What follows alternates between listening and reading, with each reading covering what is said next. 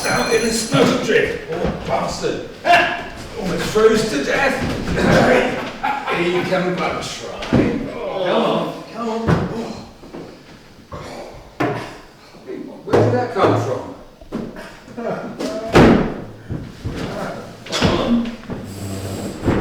Must have brought it in when we weren't looking. They move in mysterious ways. Who's it for? Stop! Like this!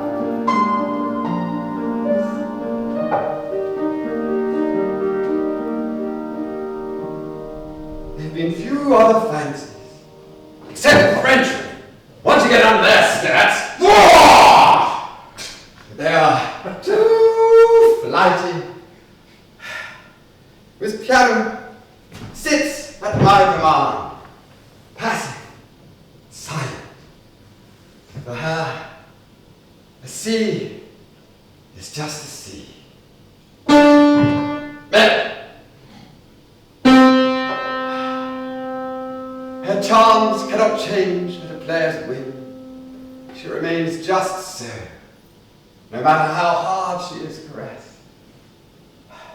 But every time I stroke a woman, emotions shoot out of her like stars from a firework and leave me nervous and perplexed. To be honest, I never know where I am with women, so I try to forget about them. Return to my first love. The piano.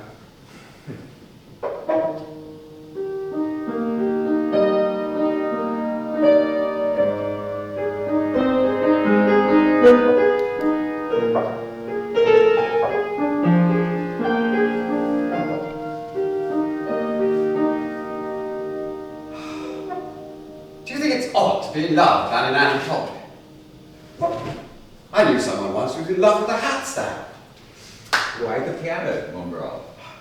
She enriches my soul. If I slept with her, our children would be my music, my romances, my concertos. I'd write the insemination tango. La la la la la la la la la. That's right. His wife. Brandy. John Field is impossible. The most disorganized man. Yeah. I was his pupil, and a pretty good musician if I say so myself. If only I hadn't been French. Mon Dieu. Only the mamsells understand my passion. I can never resist a pianist, but you have to be French to play in my bed. Couldn't keep his hands off me. Proposed marriage almost immediately. He'd done it before. A governess, 20 years older. She had convinced me I was in love. He had an odd way of wooing her. Madam, I love you. In May I will have 2,000 florins, then I must marry you. If you like. All she wanted was to spend my money. And I was happy feeding that to my dogs. After a concert, I would come home drunk, throw my fee in the air, and my pets would die on the 100-ruble notes. Such sweet hounds. As I stood at the altar, he was still in his nightgown and slippers, sat at the piano without a care in the world. They didn't marry you because you never paid for your lessons. Seemed a fair way to get some return for our trouble. He had to be dressed and dragged to the altar. Consummation! Let's do the consummation! Did we? I can't remember. I gave you a song! Said insemination sack! We ended up hating each other. A very modern marriage. We stayed together for the sake of Moscow society, but when John returned to Petersburg, life became intolerable. And I moved to Switzerland, taught piano and gave concerts, but I was never considered a true artist. Such is a woman's fate. Au revoir.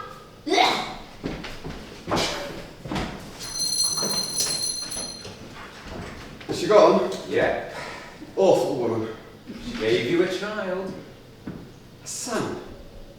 I forget his name. But I had another by my mistress. French? Ah, oui. What is she called now? A singer in the French opera company. We loved each other deeply. Would you mind? Sure.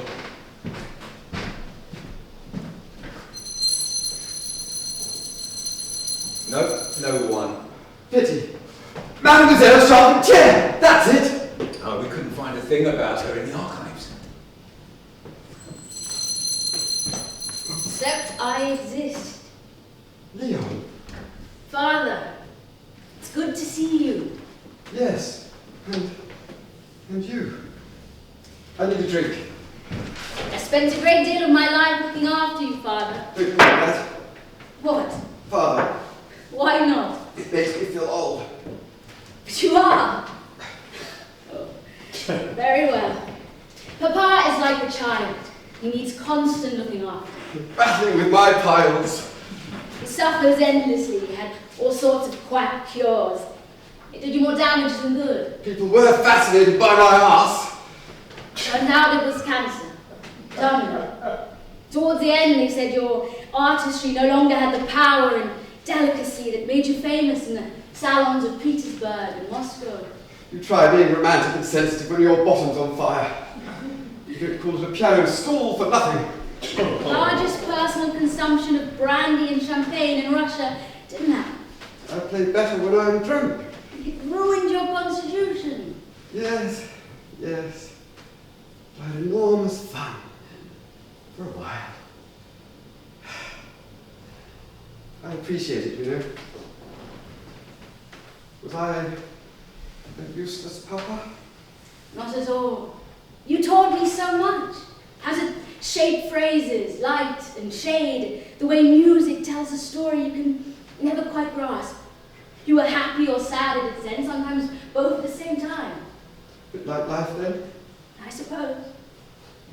Didn't you ever want to play the piano? You may be an arse, Papa, but you have a touch of genius. You span the depth of the harpsichord and birth of the piano and bring a rich sumptuousness to music that a harpsichord's plucked strings can never achieve. With the pedal. The sustaining pedal. Don't forget that. Music that lingers and lingers. Say interminable. My gift is song. At least your instrument travels with you. No turning up to play a piano that never stays in tune. It's the opera life for me. Like your mama. She was happy I looked after you.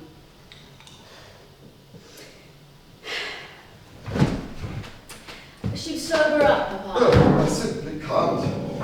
If I did, I'd have to face the stark realities of life and death. Still none the wiser then. This is where I want to be. The only sound I want to hear.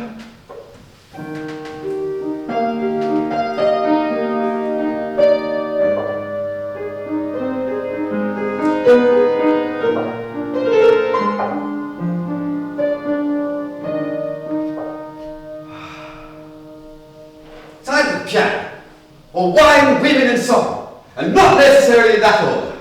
Tell that story about your hat. What? You know, the one Clementi bought at Petersburg. Oh, that hat. He never bought me clothes or paid me. Then one day in Vienna, shortly before we left for Petersburg, he brought me a beautiful hat. You said it was round, lined with rabbit fur, and the stars on the badge at the top flashed in the sunlight. Did I? It was warm and comforting. Clementi wanted me to stay in Vienna to study under Beethoven's teacher. At least that's what he said.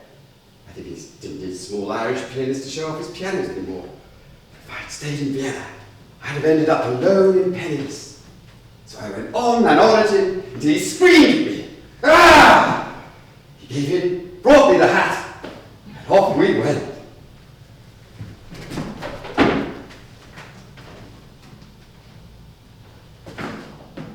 Do you think a hat defines a man? Did me. The icing on the solid cake that is Monsieur Field. Anyway, Just outside Petersburg, it blew off. And he refused to stop the carriage so I could run back and get it. We discovered Russia was very cold. And all we had was summer clothes. And I had no hat. Not really over it then. He refused to buy me any clothing to keep me warm. No coat, no gloves, no boots, and no hat! When I went into the streets, people thought I was a beggar. But a prostitute took pity and gave me a cup of Russian tea. No charge. I went back later and paid her for a blowjob, just to save price. And then she went back to England and left me behind as his area salesman. Then things really looked up. Turns out, Russians were willing to pay a small fortune to hear me play old standards and my own work. The nocturnes, the romances. They even flocked to hear my concertos. Happy times! I came to loathe Clementi, you know. You said it was a sort of love-hate. When someone holds you tightly in their power, you develop a weird affection for them. You went to see him in England, I remember. He invited us to his home. And there it was, an enormous, grand mansion. I thought, blimey, he's done well, the old rascal. Turns out, it wasn't his place at all, but a lunatic asylum. I suppose, if you lose your mind and believe you own a place with loads of staff looking after you, it's not a bad way to end a life. Did he drink like you? No, his blissful ignorance was entirely down to losing his marbles. You off? It's Rodolfo La Scala tonight. What, Petersburg? My dream is to sing in Italy. I recommend the Grappa. Oh, and beware Italian women. They all want you to treat you like your mother. Seriously? Ever tried going to bed with your mother? Always complaining of doing it wrong, that you don't please them, that those socks really don't match your knickers. You have been warned.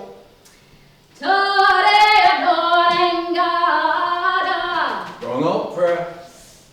Bye, Papa. Wait. Madame Charpentier, my best. She loved you, you know. Told me her time living with you was the only true happiness she ever had. Though she found the proximity of Persia difficult. Never lodge your mistress and your wife in the same street. I didn't see the point of marrying your mother. I mean, we had regular sex, a lovely child. What more was there?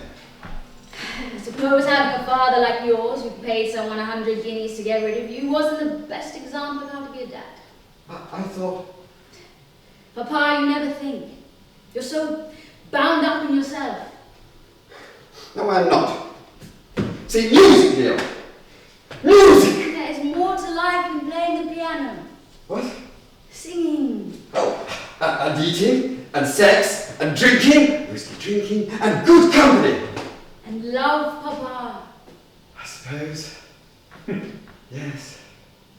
Love. But this is love, Leo. This is love.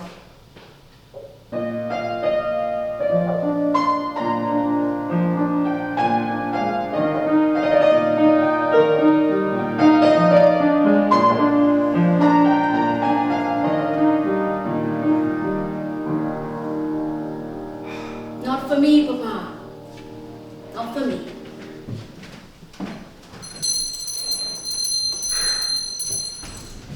I need a drink.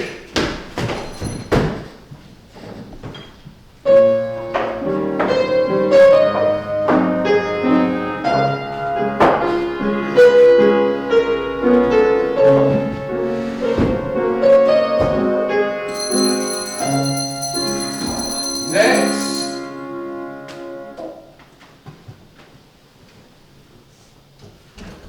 Where am I? A bar. I can see that. Who are you? A tuner of pianos and souls.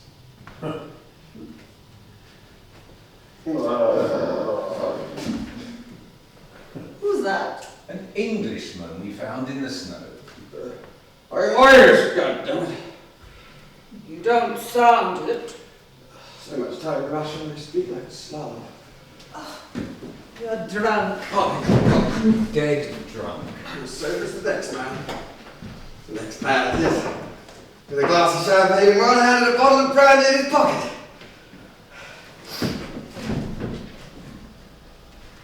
Good evening, madam. Who are you? Clara Schumann. God. Honoured. Honoured. You have done so much for music. You may have heard of me. Field. John Field. Oh, yes, yes. You wrote music in the style of Schumann. Schumann? Schumann? He was a mere child when I was writing my romances. He copied my style, madam. My style! What? People say... People are stupid. Oops. Obviously not you, Mrs. Schumann. I'm sure. One of my turns.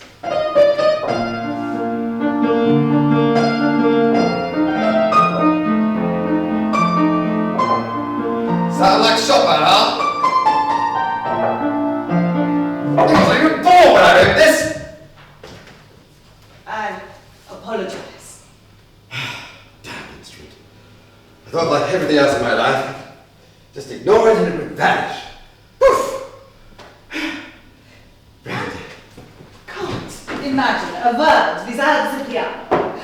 If it didn't exist, I would simply disappear. And you might never have met Robert.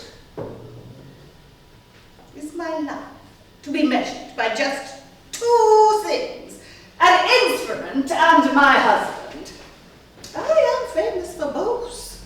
And nothing else. You had 8 children. Mama, how good to see you. Sincerely, this is a rare delight. You were seldom ever there. Sent us all away except Marie. Ah, blessing Marie. We were always measured against your wonderful achievements and became mere shadows in the shadows of Mama's genius. I gave you the sums. The son is a poor substitute for the warmth of a parent. I'm a vexing girl. Did you love me? Of course. A mother loves everything she creates. Did that love come from the guilt of deserting us? Shouldn't be to a mother like that. You're one to talk. You have no idea what it was like. Losing your father, the one person who supported me. You had 8 children, Mama. I was young when we started.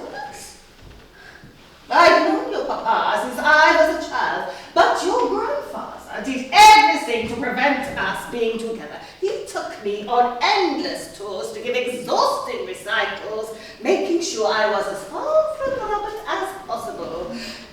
When we finally did manage to marry, all the money I'd earned he kept for himself, and he wouldn't even speak to us. Grandpa was jealous of your talent, Mama. Nonsense!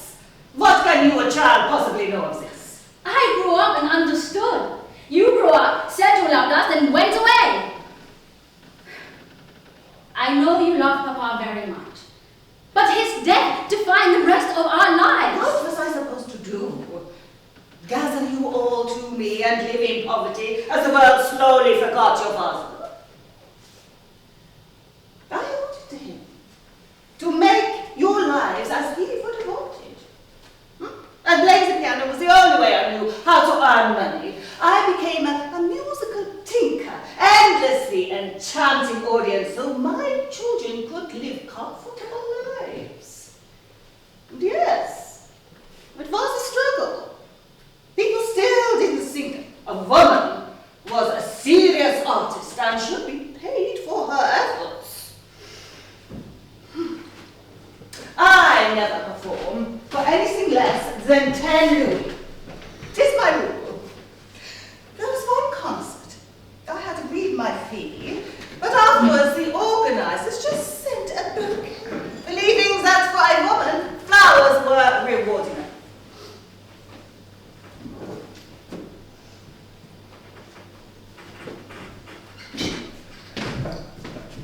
Performers are always beggars, Madam Schumann, at the beck and call of the rich and society at large. I heard someone once admire an actress until his friend told him she might be beautiful, but all actresses were whores. A performer's curse is to be needed, but despised. Even Haydn was forced to eat in the servants' kitchen. One time in Petersburg, Clementi abandoned me in the streets when it was 20 below. I was walking along, blowing my nose and lining my hat. You finally got a hat. Yes, it was nice. Anyway, a footman saw me, took pity, and we ended up in the servants' quarters of his grand house. He gave me dinner, and we had a fine old time.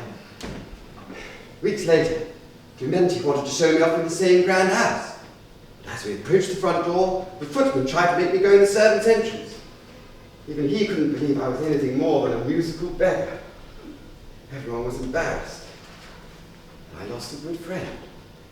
Is an artist any more than that? Huh? A beggar. Why did you carry on? Really? You were in your prime, and men were always smitten. There was one who was hopelessly in love with you. Johannes? Brahms? I mean, to be adored by two of the most famous composers of the age, it's a little greedy. Johannes and I loved each other, but love can exist without the necessity of marriage. Or going to bed. You are a vulgar man. Granted, but I'll call a spade a spatula if I like. Do you love Mama? No, she's German. Don't look so relieved. If you were French, you would be irresistible. Did you ever find it in you to love me, Mama? Even if a parent doesn't like her child, she still loves them. Eugenie, but they all leave in the end. You mustn't covet a child. That was the mistake of my father. And it destroyed both our lives. To have parents who can create such joy. Maybe that's all we should ask. When your mother and father are musical gods, one should know when to run away and hide. I must go, Mama. Goodbye, Eugenie. Goodbye, Mama.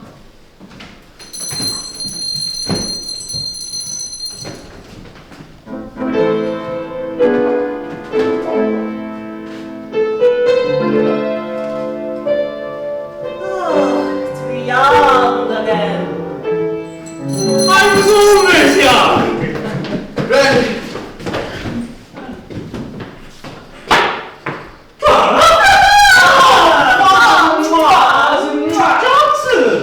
Pretty good if you ask me. What's that? It's not another damn musician. John Field, you remember the English people. I won't understand, damn it! The English are all savage beasts. Of course! I remember you. Society gathered for your concerts, but you were always terribly late. They'd find you drunk in a gutter, carry you in, you'd actually start to play. One note, and I was forgiven. People said not to have heard me play was a sin against art and good taste. Once I arrived, Field, you were eclipsed. The magic of my playing always stilled them. Until you fell off the stool, sometimes you had to be propped up to play. Franz. Leave him be. Pretty rich, criticizing my Russian celebrity when you cornered the market in Listomania. You set the whole musical world mad. The Beatlemania of the day. It was a little over the top, I agree.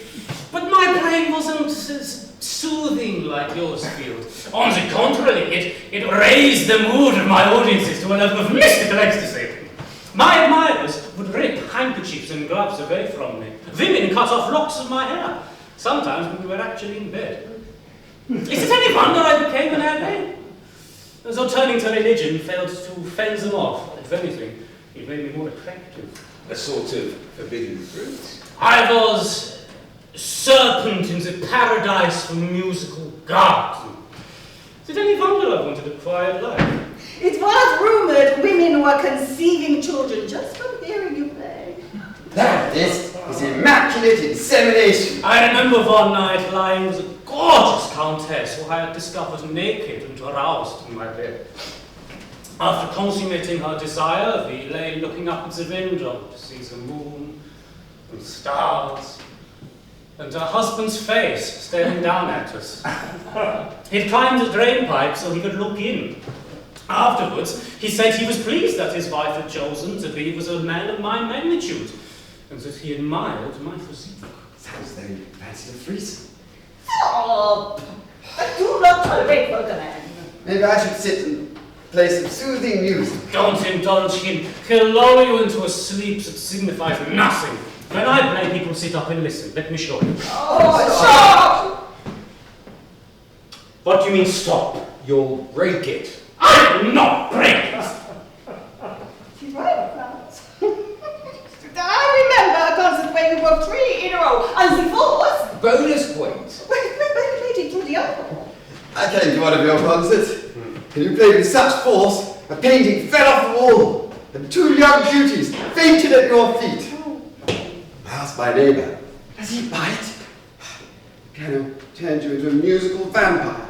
You literally sucked the life out of the poor To make thing. real music, you have to push the instrument to its limits. Till it snaps, and the nerves break down, and it is no use to anyone. An instrument should be stroked, not assaulted and sucked dry.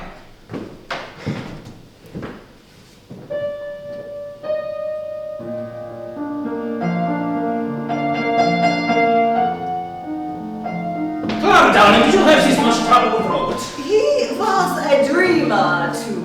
Made up names for things. Whipped himself into a frenzy over music and poetry. Then he died in that asylum. Like dear old Clementi. Perhaps when one is an artiste, it kills off the little grey cells of sanity. It did for Paul Maurizio. You probably drove him mad. You were his tool on a stool, a performing monkey to the rich of Europe. You were never a true artist. Until St. Petersburg.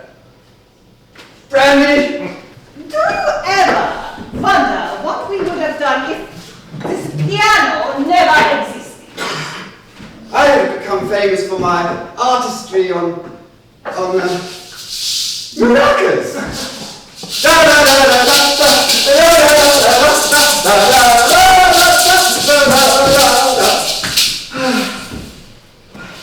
I played it for Napoleon, you know. He said they sounded very seedy. Josephine, on the other hand, loved them. You're an idiot. I know. Father always said so. As did mine. Mine too. Did we spend our lives only trying to please our fathers? Well, to be fair, my dad paid Clementi 100 guineas just to get rid of me. He wanted to teach me how to become a great musician. And did it work? He said my greatest musical talent was selling hundreds of his instruments. Was they ever tuned as you wanted? I'm a promiscuous artist, Madame Schumann, and enjoy all kinds of tones and dissonances.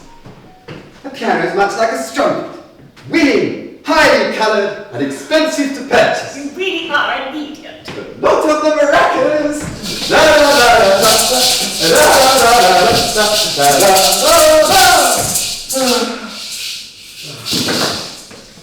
All 3 of us lost our childhoods to fathers who insisted we play piano for our suppers. Clementi wasn't my father. He might just as well have been. At least that's one. Well, mine died, to be fair.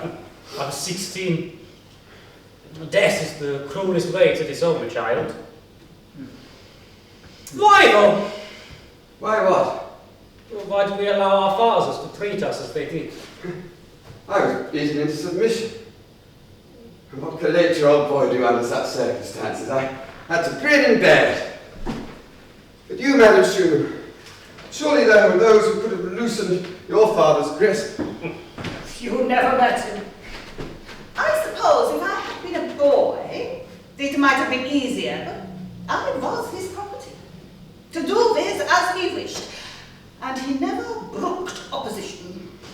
I think my father just wanted to show me off. I was his precious child protege. I don't know, though, what would have happened if he hadn't have died when I was so young. Maybe his death was a blessing. What do you think we actually lost? Pardon? I mean, we keep talking about lost childhoods, but what didn't we do? Or experience? Children are supposed to study and to be seen and not heard.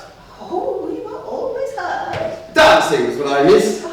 I said to Josephine, whilst Natalie was otherwise engaged, I missed the chance to sing and dance. You know what? She lifted up her skirts and we danced a jig. Ticky tick tick, ticky tick. Stop! It's the first example of dancing I've ever seen. No rhythm, no style, no romance. To dance with a woman is to enter that space which leads to closeness and... Bed. No. You are in front of Mozart didn't think so. Oh, I don't believe you. Well, it's dead. So we can't ask him. Can't we? What's gone? Amadeus? Must be playing billiards. That's it. Games. We never ever played games.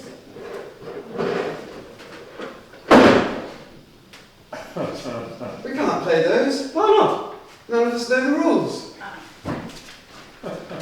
The only rules that we know are those of music, driven into us. Sonata form, A, B, A, then A, B, C, B, A, A, B, C, D, C, B, A, and so on. Never A, B, B, A? Your ABBA came later.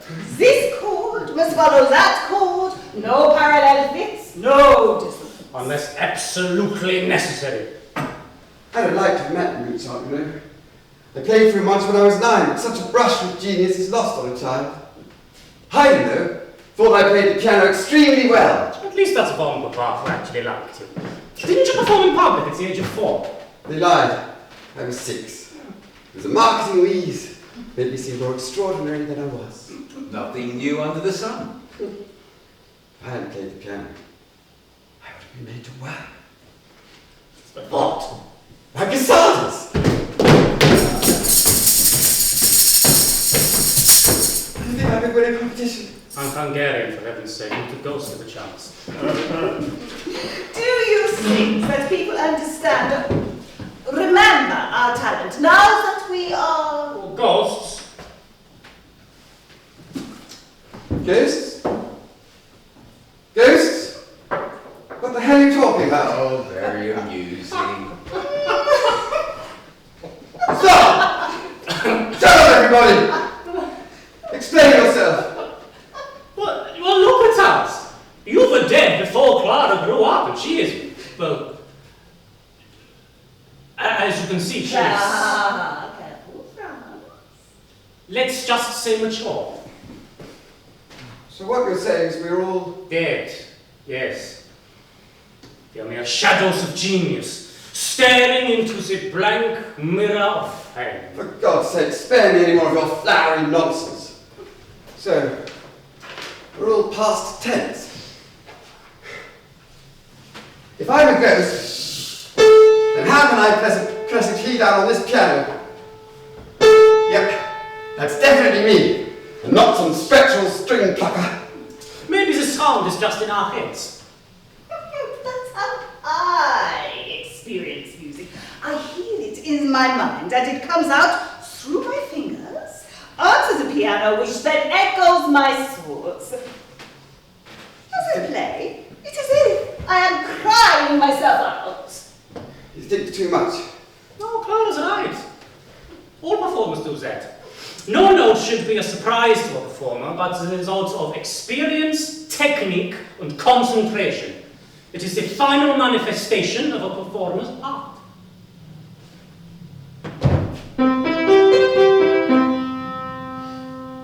I suppose.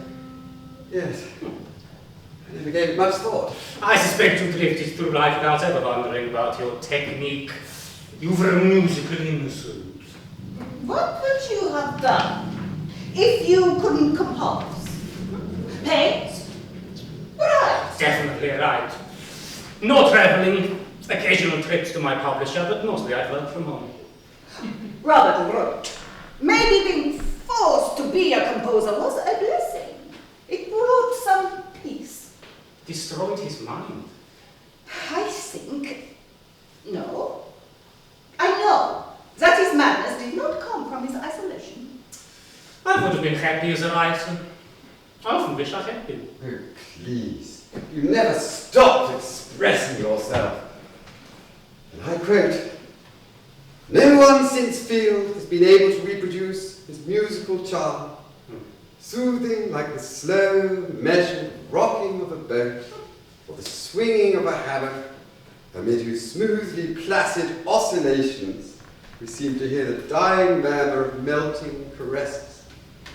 Makes me satisfied as a way with the fair. That was a good time, okay? One's quavers and crotchets lie at the hands of the inferior performers who come after you. But if you write, all that's left is the words on the page.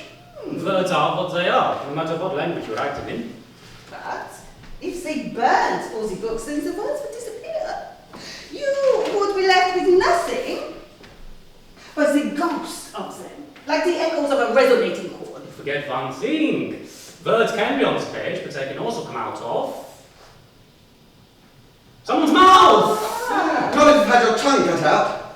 I knew an Ottoman guard once who couldn't speak. They chopped off his testicles, then removed his tongue. Apparently he was very reliable. You're missing the point. Words are the most powerful weapon an ordinary man or woman has. They exist without anyone being able to alter them. That's why those in power fear them, censor them, kill the people who speak them.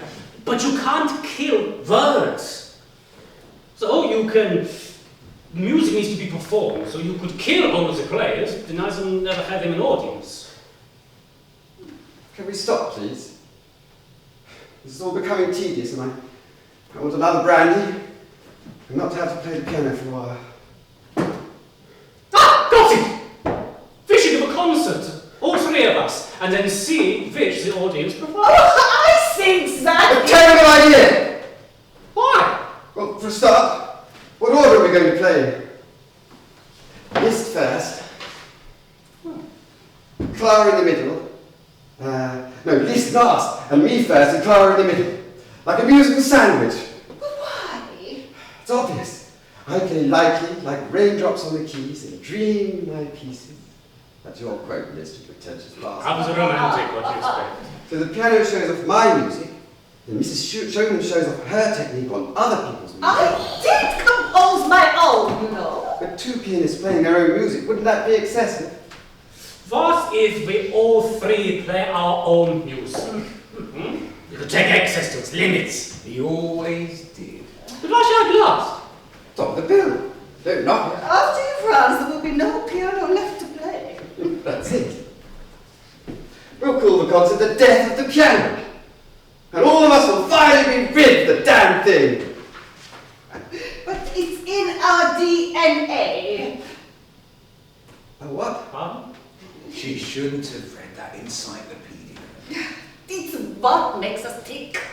Like a clock? Something like that. What are you talking about? I don't like not knowing things. Best not to. Death of the piano. I like it. As a certain doominess. Doom, doom, de doom, doom, de doom, de doom, de doom.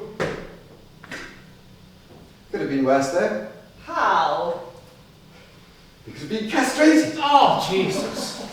Well now, Franz, you may be elaborating. This is no time for divine intervention. Why did you bring that up? Because castration is the best way to preserve musical talent.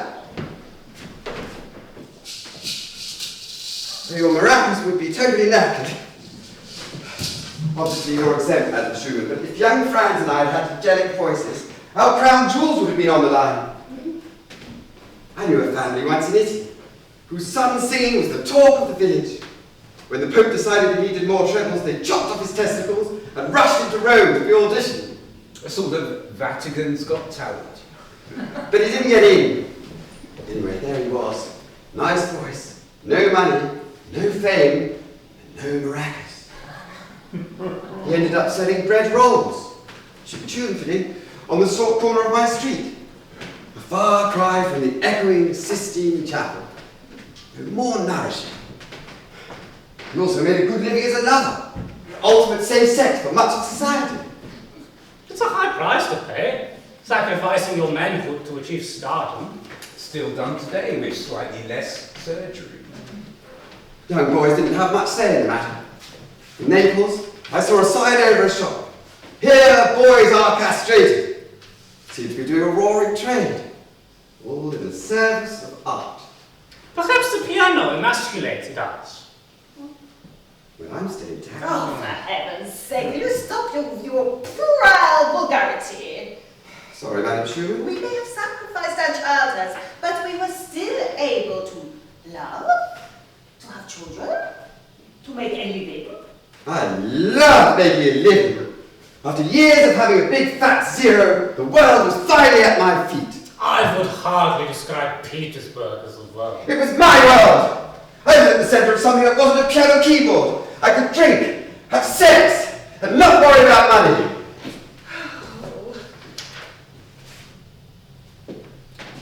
Ouch! The piano bites. Why is music so important to the students? Because it is the only thing that stays when everything else is gone. I suppose, yes. I never questioned it. I remember as a baby, lying in a basket underneath my father's piano as he practiced. My grandfather would turn the pages, and the rustle mingled with his playing. I suppose I was drinking music in my baby's milk. Never recovered. Even if that isn't true, it's a lovely image. Do you remember what he played? Bach.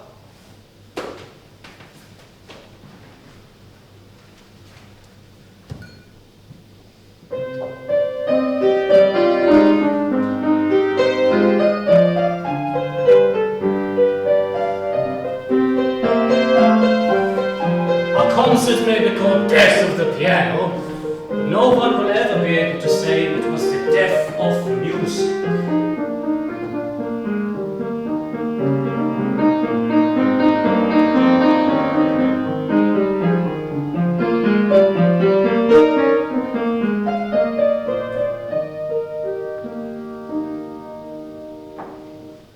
So what shall we play?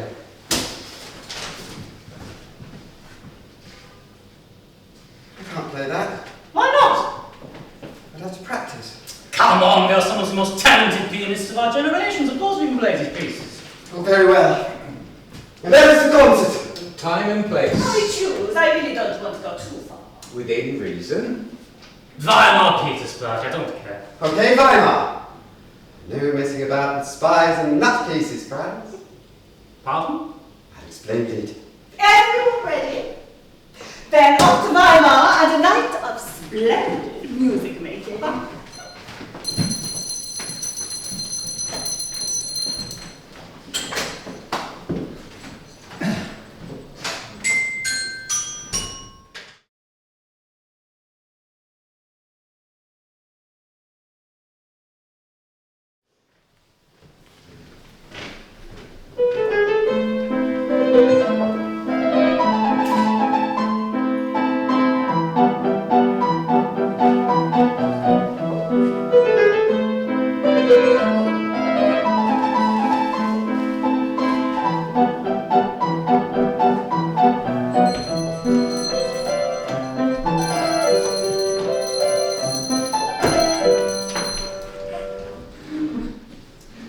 Nobody came.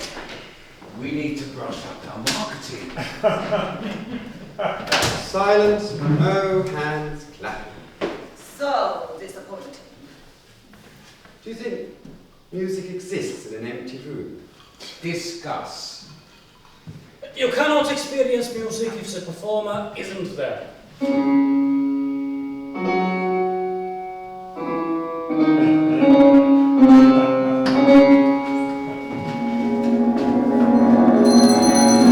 Blatant piracy! Oh, come on, Liszt. Wouldn't you want other people to play your music? A stranger wouldn't understand how to perform it. I was thinking it would be wonderful if our music was played all over the world. I'm sure mine wouldn't have been missed in Africa. Or the Antipodes. But if it could be heard everywhere. They'd never make a living. For us. For our fathers. Touché. My father made a loss, then Clementi milked me dry. Once he left, I was able to milk myself.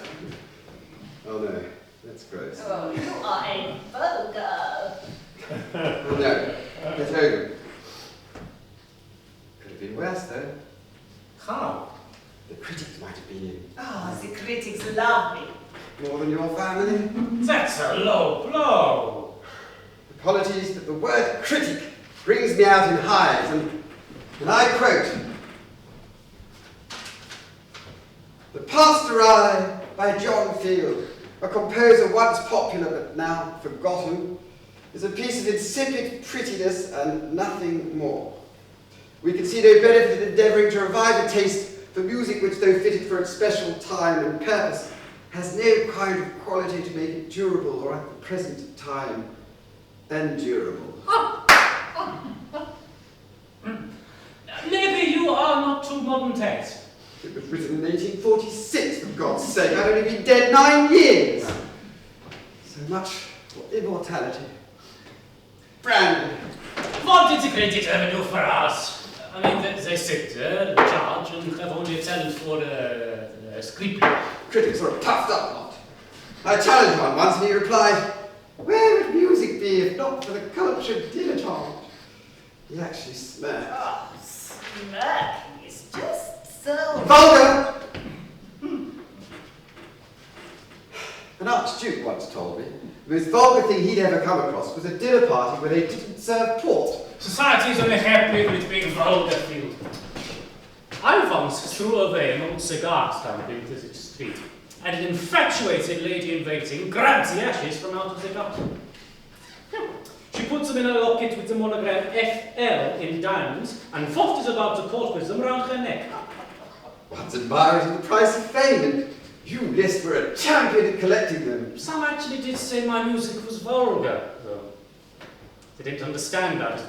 Cocking the snooker tradition. I fart at tradition. In fact, tradition gives me the sort of flatulence old Amadeus would have admired. A priest once told me that Martin Luther used to fast throughout his sermons. That man was always trying to make a point. A friend of mine could put a flute up his arse and fart time with water music. If it had been my arse, it would have been his music for the fireworks. You're a ridiculous man. I never thought. I bet you do. They would be silent and deadly. The kind that makes society glance about to try and find the culprit. I knew a performer once who, when they sat down, would let go a middle C. I think he was Belgian. Enough! What's you going on about, anyway? I was running out of things to say.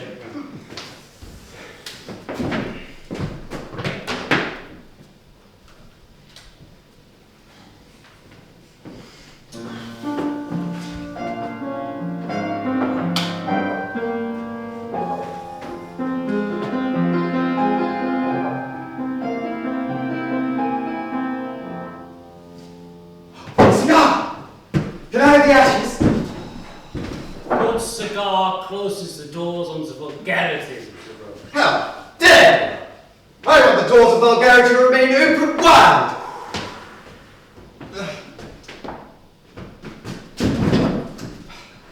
Spoiled sport. Franz, you make me cough.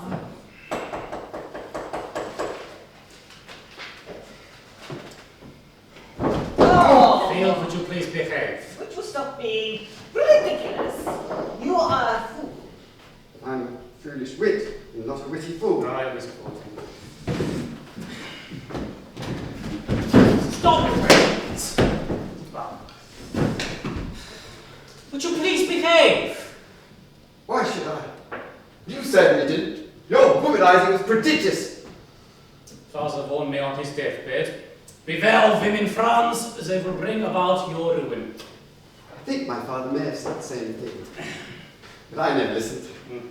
My father's only advice was about piano playing. I still wonder why it was necessary for him to tie me down quite so tightly. He saw you as a jewel that he wanted to burnish for his own enrichment.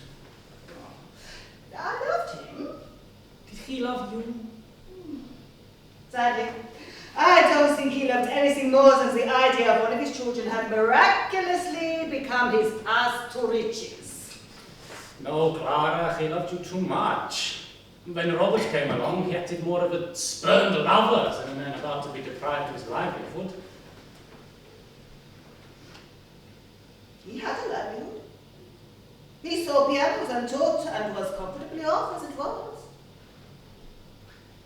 We were all too obedient.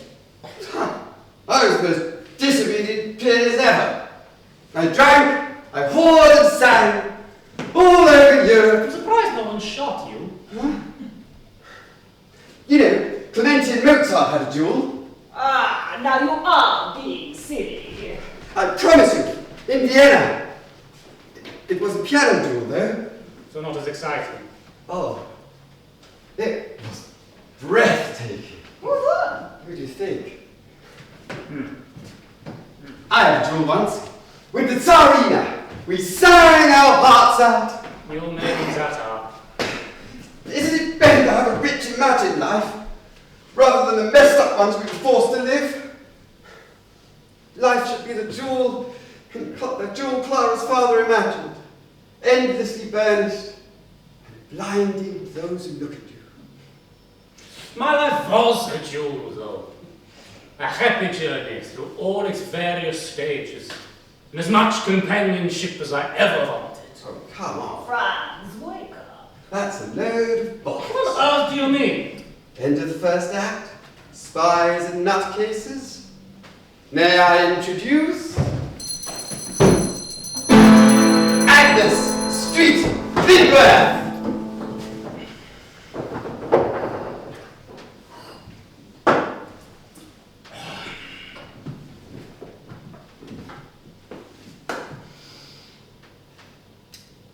Agnes, Franz, you disappeared.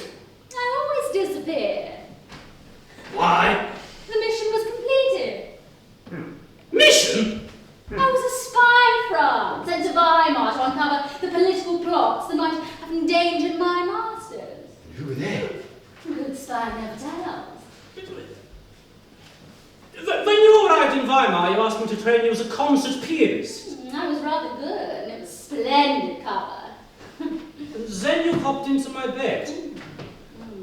Are you French? No, I'm from... Was sleeping with me a part of your mission? I was not the spy who loved you, Franz, just a clever woman that knew how to get between the sheets and penetrate society. I'd rather think society penetrated you. Yes. What did you find out? Nothing much, though the sex was pretty good, thanks for that. I'm disappointed. Are you saying I wasn't a good leg? No! You were particularly adept in bed. A marked improvement over your piano playing, actually. But I want to be remembered for my music rather than as a good leg. Franz, I was the spy who loved her job. My life was spent passing through. All I left behind was the scent of my presence. True, there's a big fat zero in the archives about her. My father. Who's also a mystery. My father taught us well. My whole family became invisible so we could be the best spies ever. What happened at Christmas? Who are you? John Field, another pianist, as adorable as Franz. Please don't make a pass of me. Don't worry, I only sleep with French women. Jolly know, Alice, when most families come together. For better or worse. Did yours ever gather for the festivities? No. So what did you do? I stayed in bed. I was in Paris once and spent Christmas making love to a young hussar whose stamina lasted until 12th night. He also told all the battle plans of the French army whilst we ate figs, drank champagne, and I had more orgasms than I could count. Thank you for sharing. Will you be here long? Even now, I'm fading into the background. Another mission. They promised me New York, but I expect they'll send me somewhere dull. And dangerous. Oh, I hope so. I'm sorry, Agnes, What for? for not being more, there for you. Finally, a modern man. Don't apologize, Franz. My life is all about deceit, to the point emotions or feelings are irrelevant. Perhaps being a spy destroyed them. I wasn't born love or have feelings. So secret am I, it's as though I had no impact on the world at all, none. I've become just a piece of fluff, blown to the edges of infinity. Well, that wasn't pretentious. Not one little bit. And the world doesn't know you exist, and you can behave as you damn well like, because there is nothing beneath your skin to judge. Name your favourite music. Why? It's revealing. You can judge a soul by its musical taste. I suppose a Chopin mazurka. Serves you right. He's obsessed with Chopin, stealing his thunder. If you prefer his ramblings to my originals, you're a fake. Josephine, though had great taste, told me her favourite piece was Mozart's Rondo à la Terre. It was played every time she and Natty had sex. Rhythm, that was her thing. Rhythm. I don't like to admit Mozart. I don't care for his music, but it seems very popular. Wolfgang. And ask him how he did it. He only chose the notes that love one another. Love, love, love, he would cry.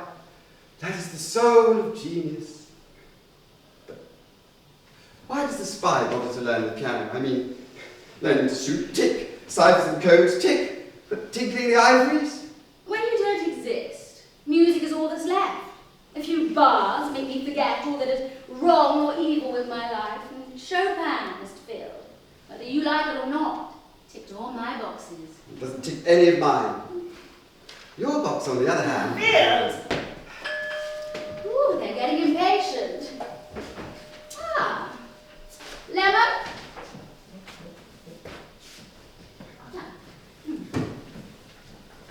Ooh, interesting. Going somewhere nice? I must pack. I could lend you a hat. No need. Can I come? No, I want to be alone. Good to see you, Franzi.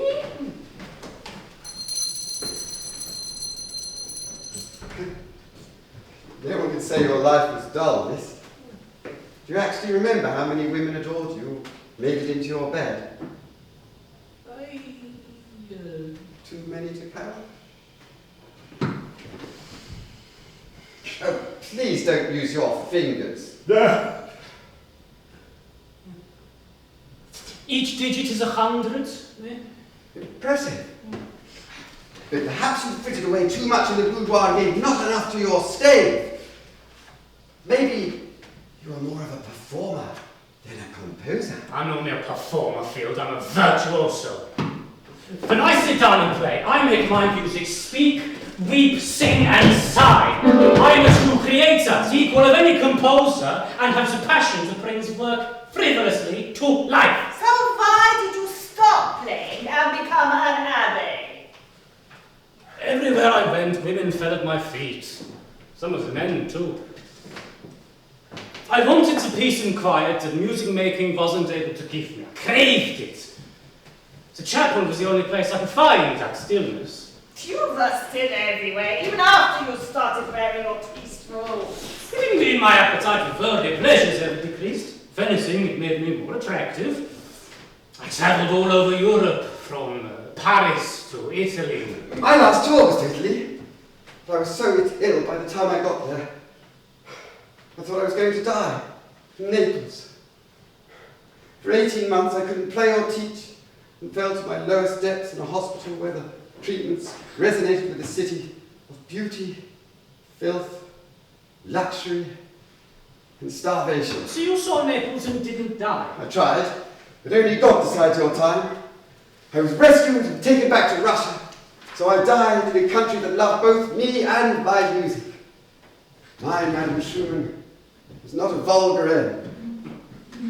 If I had died in Naples, it would have been more romantic. Perhaps I have misjudged you. Forcing people to behave the way you think they should is unkind. Clara, you are becoming a stinker. There is one thought that keeps nagging away at me. Why are we here together? I'm afraid it was my idea. We're here because of you. Yes, those don't have free will, you know. In fact, it was Josephine's idea. Phil, will you stop pretending? I know, we know, history knows. You never met Napoleon or Josephine, so why do you keep going on about it? Didn't know Josephine! Just not that Josephine! She was married to Napoleon, known affectionately as Nappy. What are the chances, eh? They ran a bar at the corner of my street in Petersburg.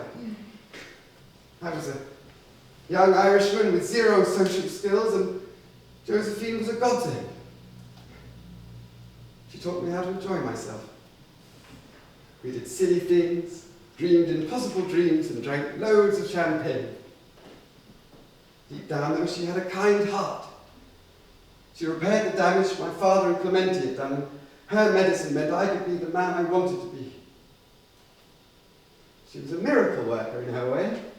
So you never grew up? Josephine used to say, "We are what we were. Blueprints are laid down in childhood, and once there, they are immutable." Blueprints? A sort of map of the human soul. She was with me as I was dying, and said if I ever woke up, I was to remember her by keeping company in her bar. And this is her bar. But why us, David? Devilry. Liszt destroyed the idea and style of piano playing I championed, and I wanted to at least get drunk with him. And you, Madame Schumann? Because you are the best of us. Pianist of the finest talent, cursed with a life that brought you sorrow. But most importantly, I chose you both because all of us had terrible problems with Daddy.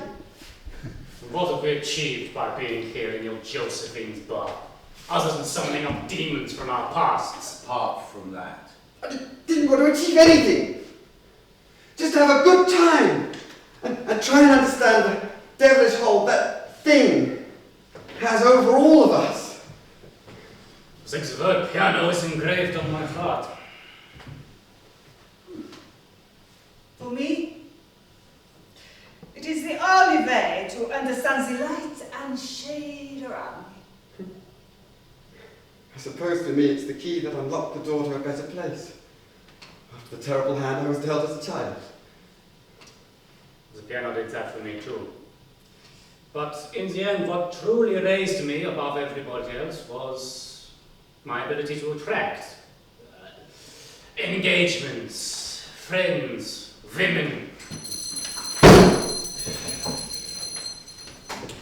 Countess Olga Yanina.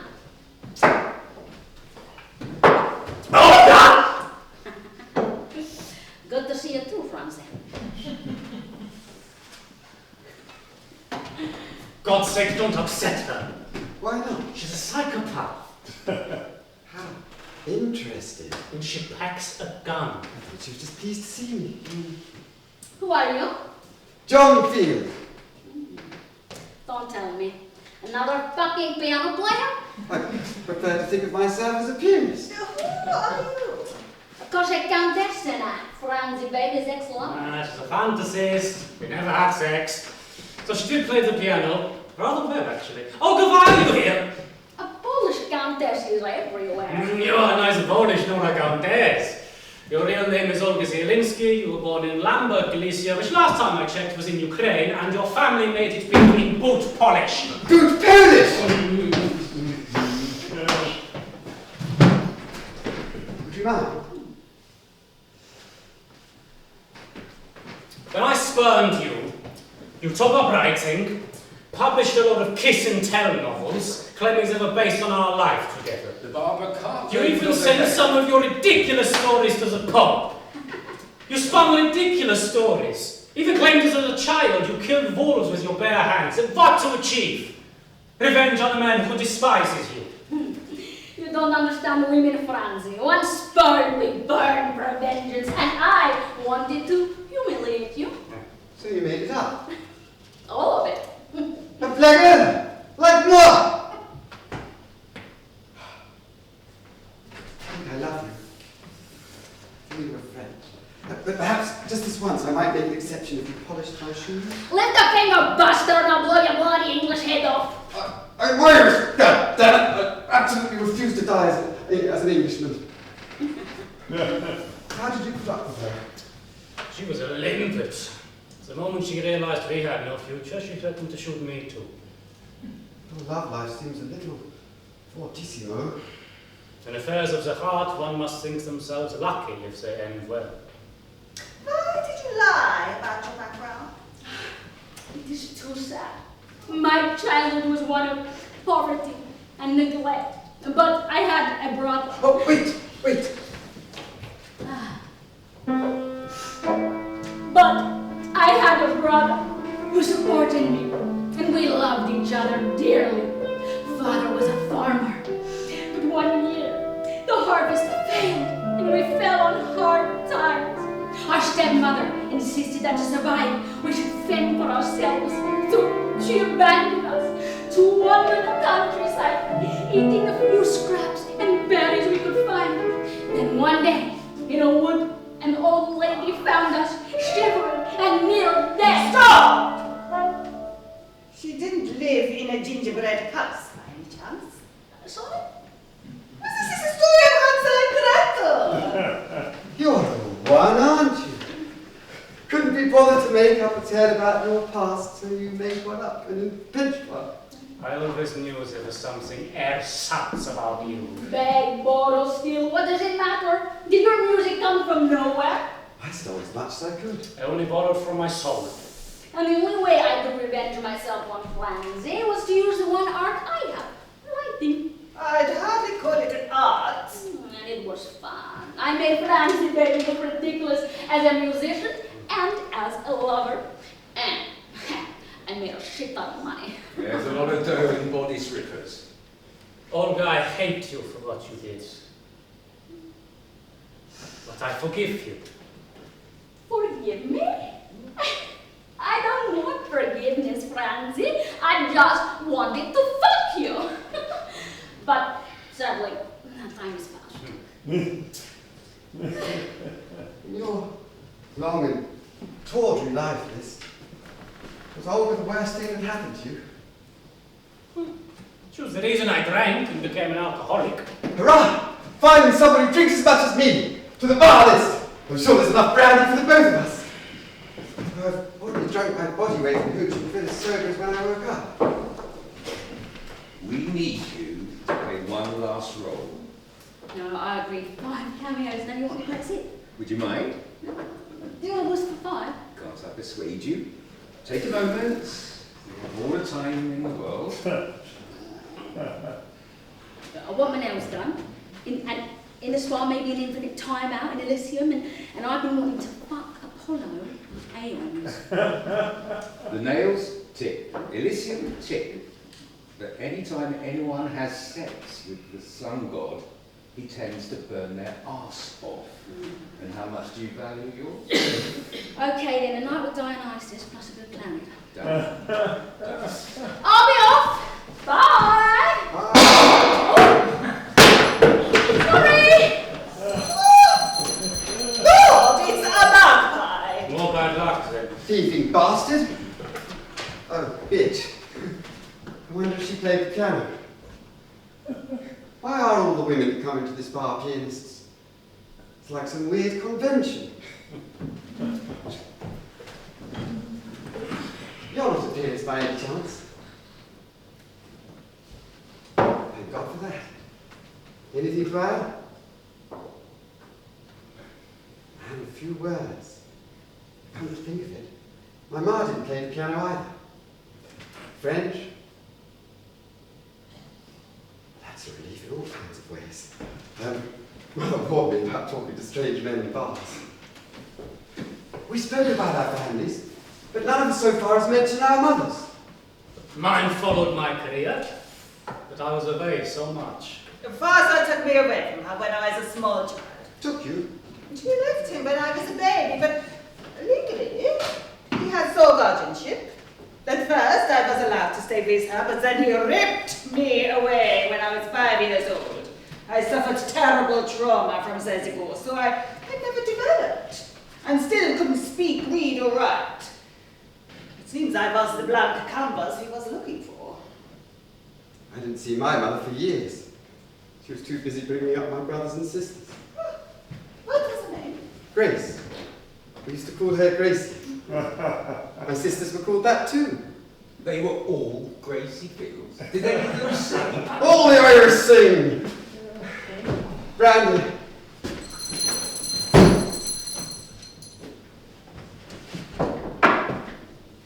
That woman is very deaf.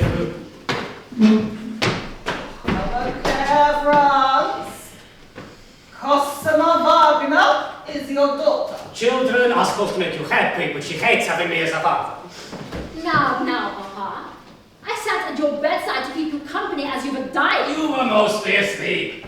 The strain of widowhood, organizing Richard's Opera Festival and my father's death all at the same time.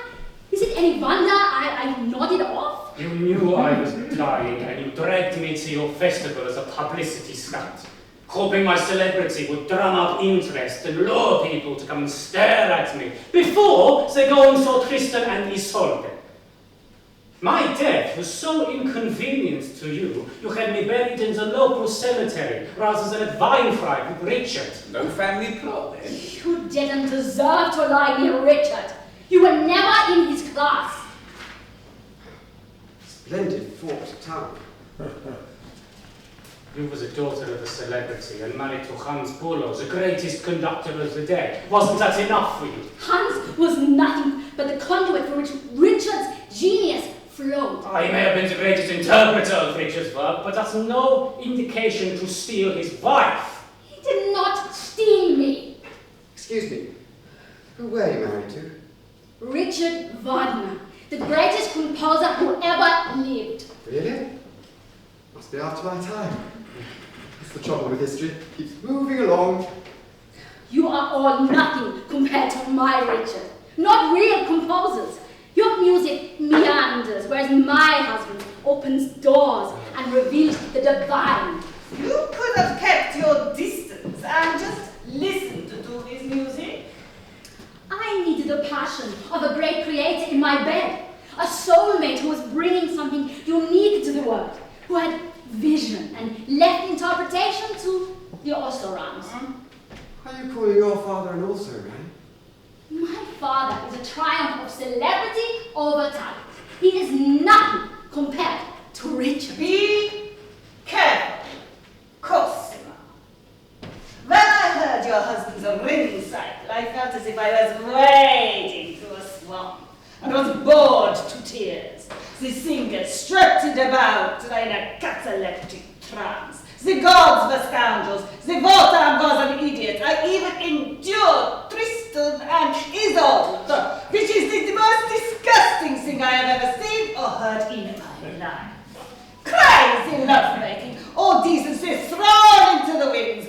During the whole of the second act, they just sleep and sing. And finally, through a full 40 minutes of the last act, Tristan dies. I don't call that dramatic or divine. And as for windows, your husband only opens them to let the smell out.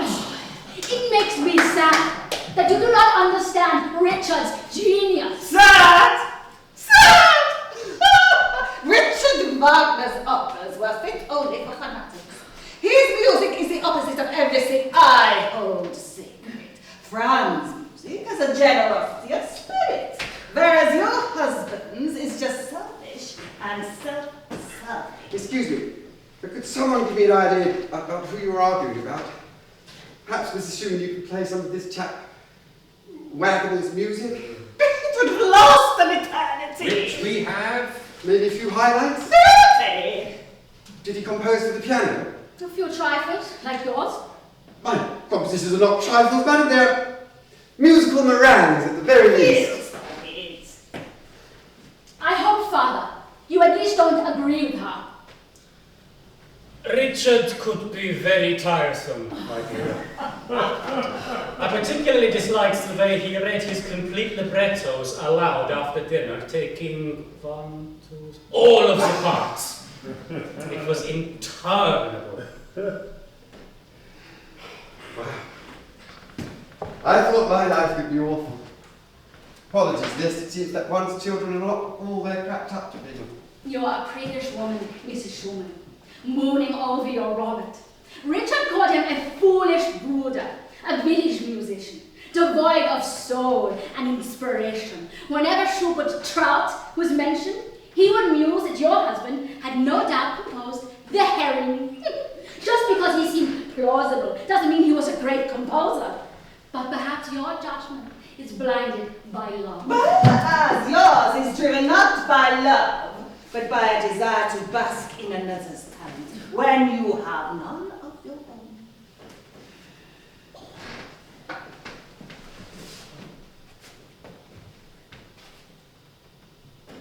Ouch! It bit you. What just happened? It bit you. Why?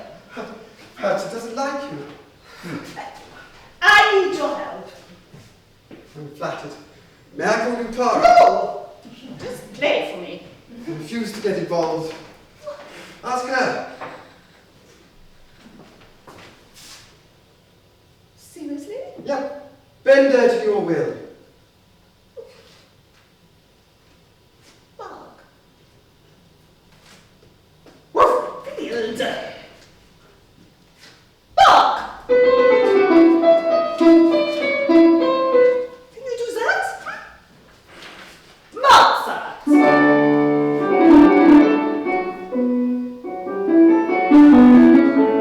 Oh, feel that. Beethoven! Understand any of this? You are using a piano to fight me. I would use it to destroy you if I could, along with your pompous posturing. You insufferable woman.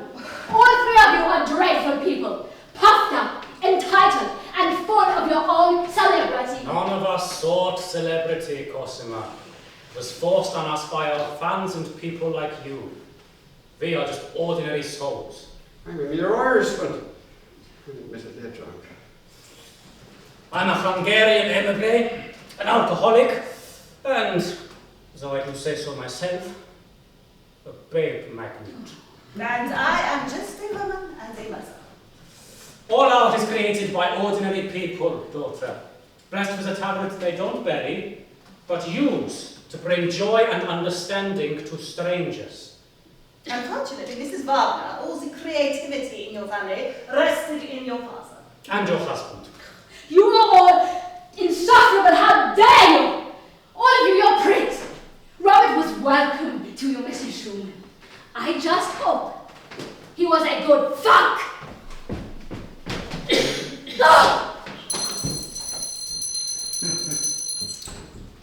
Over and hopefully out. Truth, family, right? You okay, Liz? Survived her in life field, I'm sure I can survive her in death. Clara, what you said about Robert was unforgivable. Oh, she knows nothing behind her own infatuation with that rogue she made her husband. I miss Robert, Franz, every second of the day. I miss his wisdom, patience, and belief in my artistry. He urged me on, saying my skill as an artist was to send light into the darkness of men's hearts. They don't call them the romantics for nothing. Robert tried to shower me with gifts, but I didn't want riches or diamonds. I was happy just possessing him. But then he was gone. And after he went mad and entered the asylum, I ran away and gave concerts all over Europe. It was as if I feared his contagion might destroy my whole family. And then he died.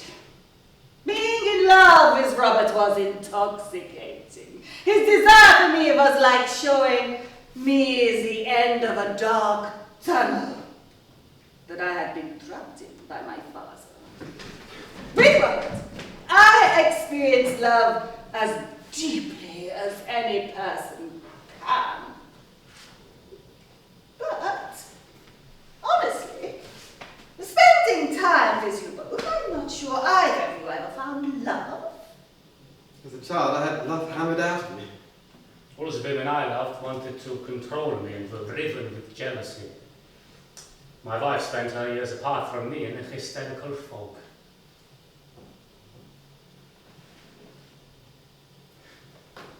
I wonder, just this once, would you mind if I... Stop! Just one solitary chord.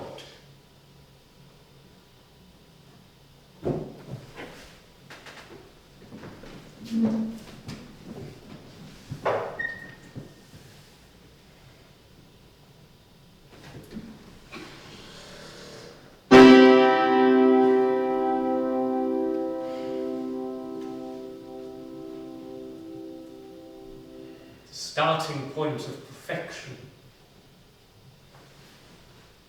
Why do we care about music so much? I never dive down into the truth of music because it just flows out of me. Me, it is the constant challenge, always trying to perfect my art, struggling for more, trying to find the ultimate meaning of a piece. It's impossible to find the ultimate meaning in a performance. Each performer interprets a piece in a way unique to themselves. I think that for you, Franz, the piano was never enough. Could never please you, never give you what you wanted. You seem to assault it in frustration. I got out of control at times.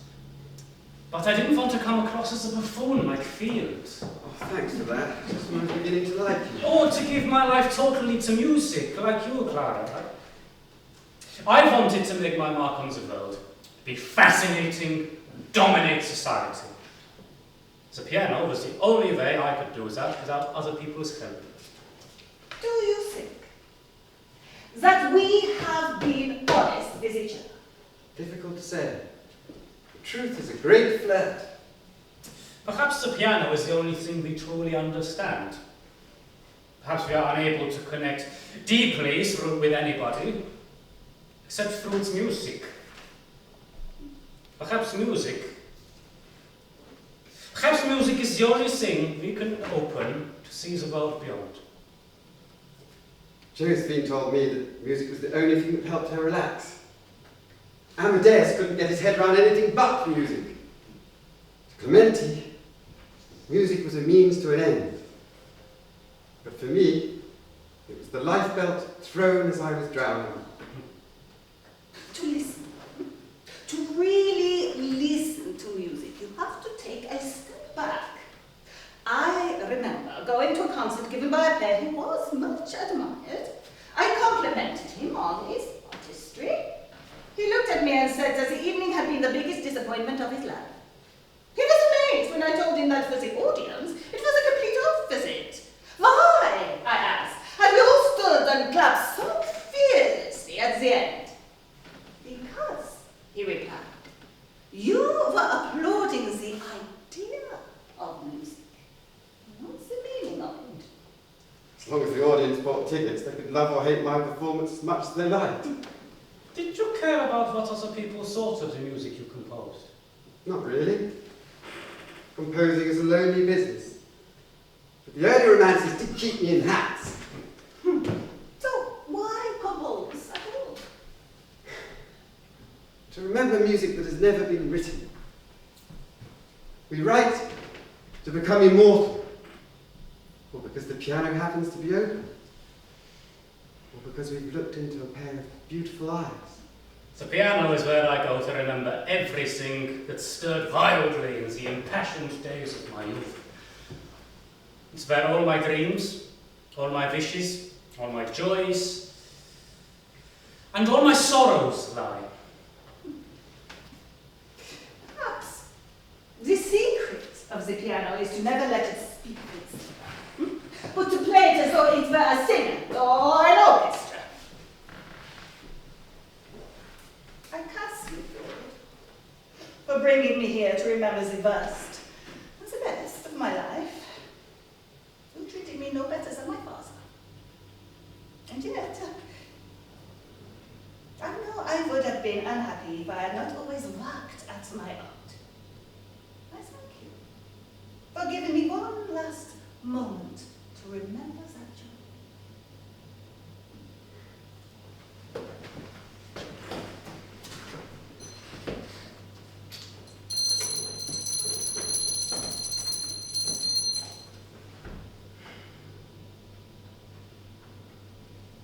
You were cruel to bring her here.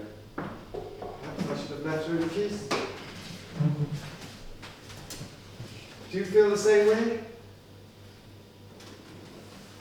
At this moment, in this place, we may be ghosts. But we have all been blessed with the idea that what we were still resonates as we listen to the final dying chords before oblivion. So no, I do not regret you inviting me here. I struggled against death for so long that it's almost a relief. The void stretches out in front of me. Death is the only true goal of our existence, Field. After our time here, with its sadness and happiness, nonsense and memory, we are still just tiny stars in the infinite universe of music. But death's image no longer terrifies me.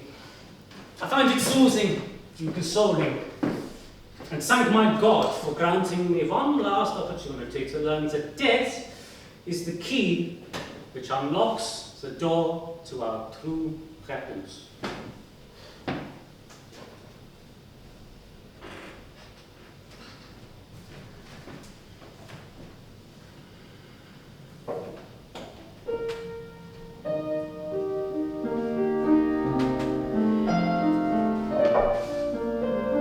Field may seem a fool, a man to whom nothing is ever of importance. But when he plays,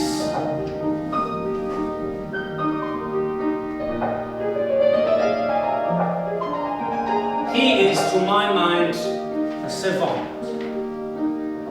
I wrote of him. No other pianist can compare with him in mastery of technique and sincerity of feeling. He makes the instrument sound with unsurpassed sweetness and depth of tone. His art is inspired. He gives listeners unprecedented enjoyment.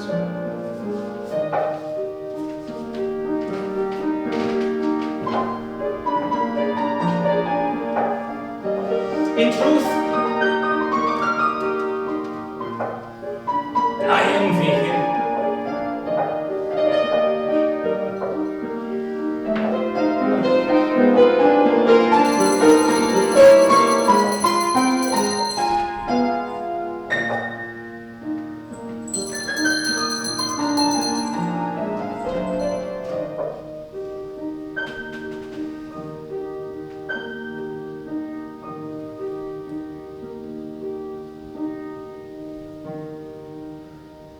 Time to go, Papa.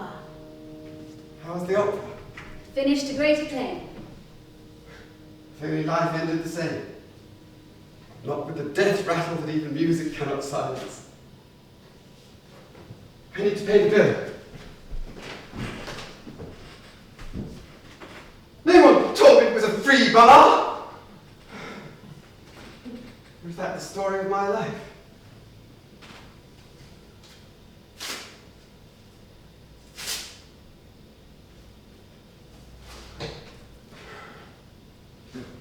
The story is so simple. My name is John Field. Born in Dublin, sold to a piano maker. Became a celebrity in Petersburg and Moscow. They called me Russian Field, but mostly plain drunken John. It was as rich a life as I could have ever imagined as a child. Then, like many mortals, I developed a terminal disease that slowly and viciously ate me away. It was a miracle I survived so long, in spite of the pain. I dulled it with alcohol, to which I became addicted. Some of us want our stories to end not with a whimper, but a bang. And I had this last night in Josephine's bar to drink myself stupid and banter with anyone I invited. Some of it was true, some not. Did I meet Napoleon, or Josephine, or Mozart, or Haydn? Perhaps. But deep down, the heart of my story is a consuming passion for music. A passion anyone can experience, no matter their background or circumstance. It can drive you mad, or at the very least to the edge. My life was music. And I came to understand that music and art are vital, because without these two impostors, no one would ever dream. And life becomes nothing more than a relentless pursuit of money and fame which turns to dust, unless enriched by the art and the stories any of us can create. Our lives are full of sights and noises and the energy of art. Each day their stimuli bore so deep into our souls that you can come to understand the world, your family, friends, and your enemies better. Though a cynic might say, all you gain is good taste. Come, Father. To each of us, an exit is given. This, sadly, is mine.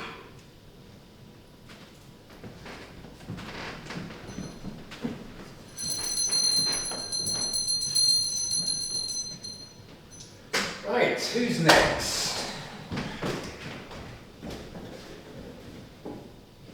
Oh, give me straight. Tell them I may be late.